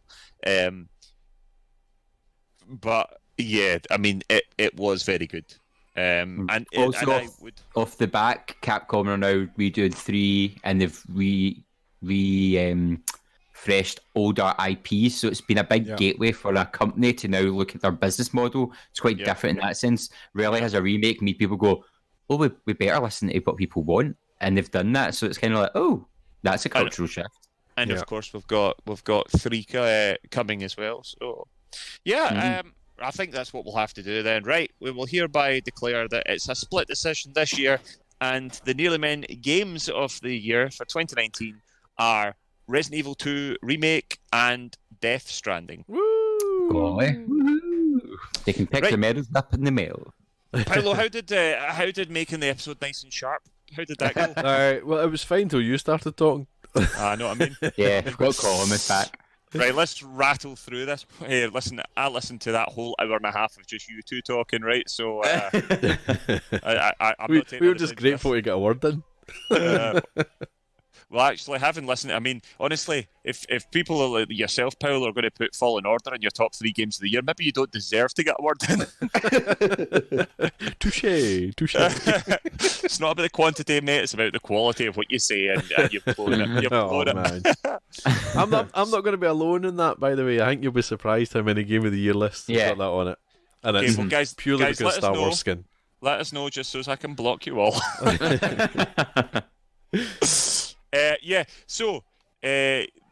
That's that. But tell us what, guys. Let us know what you think out there, guys and gals. Let us know if we got it right, if we got it wrong, if we bottled it, if we should have just slapped Gary about the head and said, nope, it's a remake, it doesn't get in. What do you think? Or are we wrong about Death Stranding? Is it a disaster? Is there some insane person out there who actually really, really, really liked Fallen Order, and is it their game of the year? Let us know. We'd love to hear from you. Find us on Facebook as The Nearly Men, Twitter and Instagram, where we are @NearlyMen, or email info@thenearlymen.com. And just to wrap up, let's have a quick look at the upcoming releases. So, coming on the 17th of January, that's next week. We've not got long for that. Dragon Ball Z Kakarot, an action RPG, is coming to PS4, Xbox One, and PC. We've got Tokyo Mirage Session #FE. It's that first edition. It's an RPG for the Switch. Iron Encore. I don't know. Iron Encore, maybe. Mm. It's the hash that's bothering me. We've got Mega Man Zero ZX Legacy Compilation. That's coming to PS4, Xbox One, NS, and PC. NS, Nintendo Switch. Excuse me. I was going back to their code name. That's the 23rd of January. That's, of course, I believe all the Mega Man games. Man, they are hard.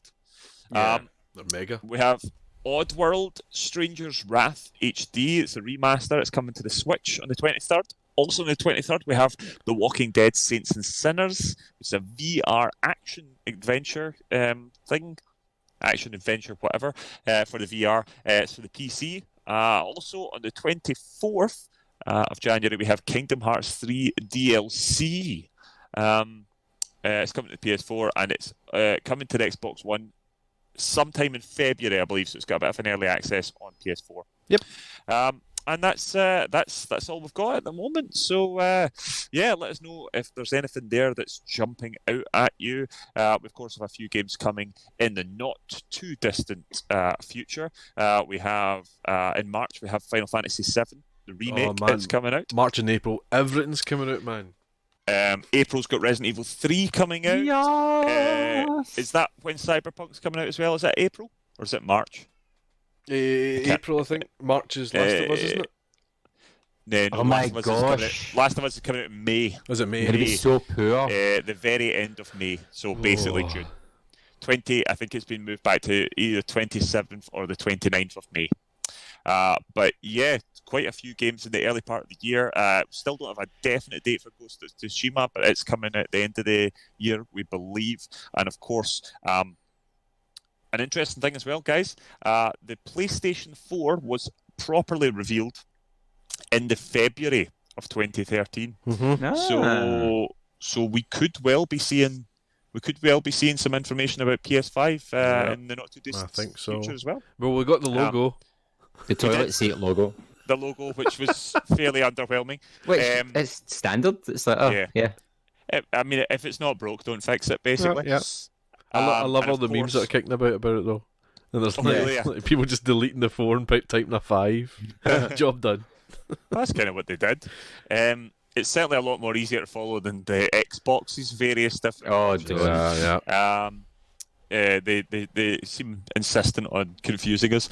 But I think we'll talk a little bit more about that, about the Xbox X series or Series X. We'll talk about that. We'll talk about what we know about PS5 next time.